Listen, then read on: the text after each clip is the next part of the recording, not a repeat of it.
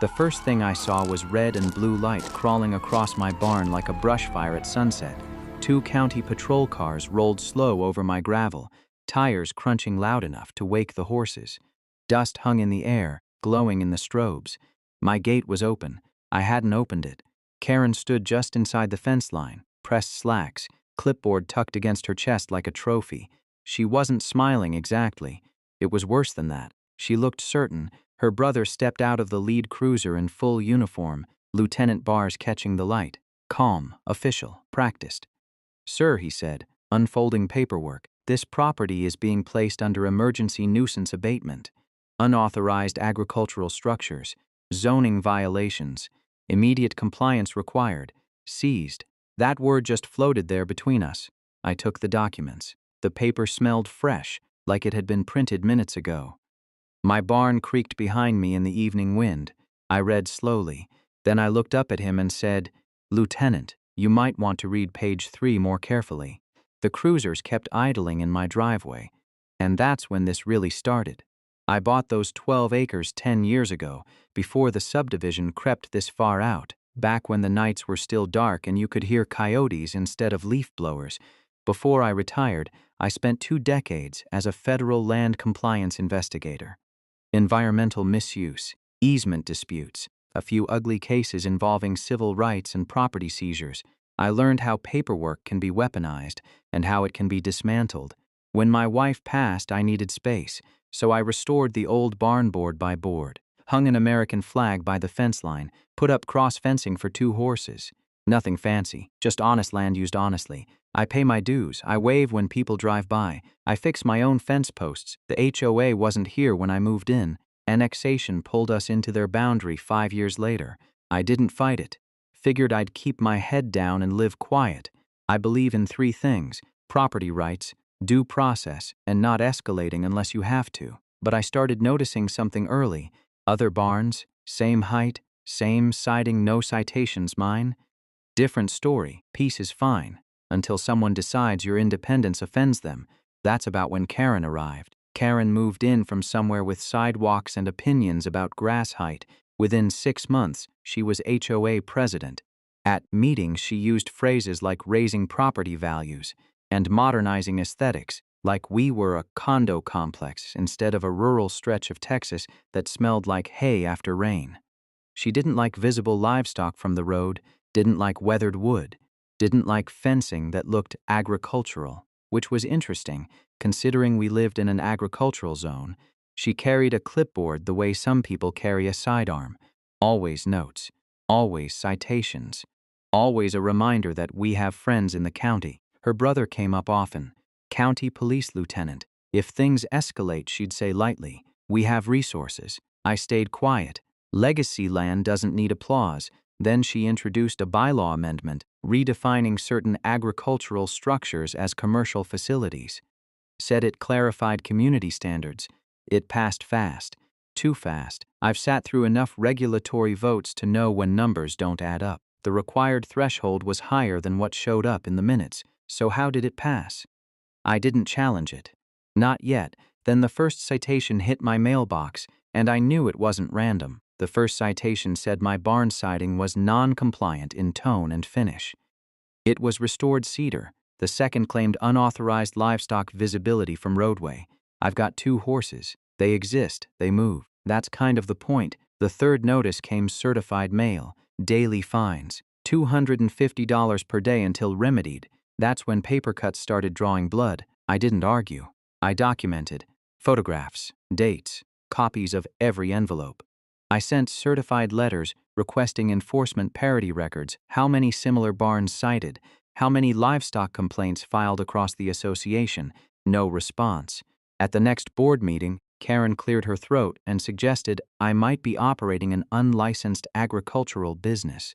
The word business hung there, oily and deliberate. Neighbors shifted in their seats. A week later, another certified letter, intent to place lien on property. Now that got my attention. HOAs can file liens, but only if notice procedures are precise. Timelines matter. Quorum votes matter. If the process is flawed, the lien collapses. I pulled the meeting minutes. Timestamps didn't match. The amendment vote count didn't meet threshold. Someone had either miscounted or rushed it through. I stayed calm, because when paperwork gets sloppy, it means someone thinks you won't read it. Karen must have realized I was reading, and that's when she stopped relying on mail. She didn't send the next message by mail. She brought it in person. Karen pulled up one afternoon with her brother's cruiser right behind her, parked where anyone driving past could see it.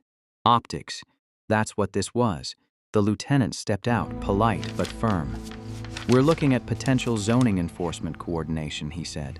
"Non-compliance can trigger county-level action." County-level action. It was phrased like information. It landed like a threat. 3 days later, I received a county inspection notice, filed and scheduled faster than anything I'd seen in years. Most complaints sit in intake for weeks. This one moved like it had an escort.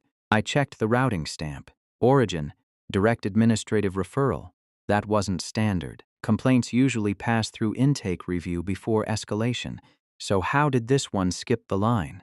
Then came the declaration, emergency nuisance, allegations that my livestock conditions posed a hazard. 2 healthy horses on 12 clean acres, and that's what led to the cruisers in my driveway. The paperwork in my hands. What neither of them realized was the code they cited, applied to suburban overlay districts, not grandfathered agricultural parcels like mine. I didn't argue that at the gate. I just nodded. Then I turned and walked back inside the house. The email went out that night. Property under investigation for safety violations. No name, but everyone knew. After that, eye contact got scarce. At the feed store, conversation stopped half a beat too soon. One of the guys behind the counter asked, careful like, if everything was okay out there, said he'd heard something about contamination.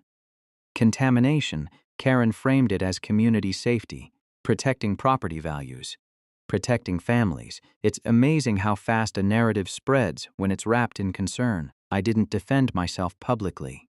I requested records, HOA meeting minutes. Full vote counts on the amendment. County complaint routing logs tied to my parcel number. When the documents came in, the pattern sharpened. The amendment hadn't reached the required supermajority. The expedited nuisance review carried the lieutenant's electronic sign-off. And the internal timestamps didn't line up with the official meeting adjournment. Then I saw it. An email thread attachment labeled, confidential, delete after review. I hadn't opened it yet when the cruisers rolled up for seizure. As Karen's brother stepped toward my barn, hand resting near his belt, I realized something. They thought isolation would make me fold. Instead, it clarified my next move. When I stepped back outside, one deputy was already photographing my horses. "Go ahead and document everything," the lieutenant said. I walked toward them slowly, a small leather wallet in my hand, the same one I'd carried for 20 years. I flipped it open. Retired Federal Land Compliance Division. I don't lead with it. Never needed to. "I'm still federally deputized as a consultant for jurisdictional reviews," I said evenly. "And this parcel is federally grandfathered agricultural land. It predates your suburban overlay by decades." The deputy lowered his camera. "Delective enforcement tied to protected land use can trigger federal civil rights review." I continued. "And using police authority to advance a private HOA action can raise deprivation issues under color of law." Silence settled in heavy.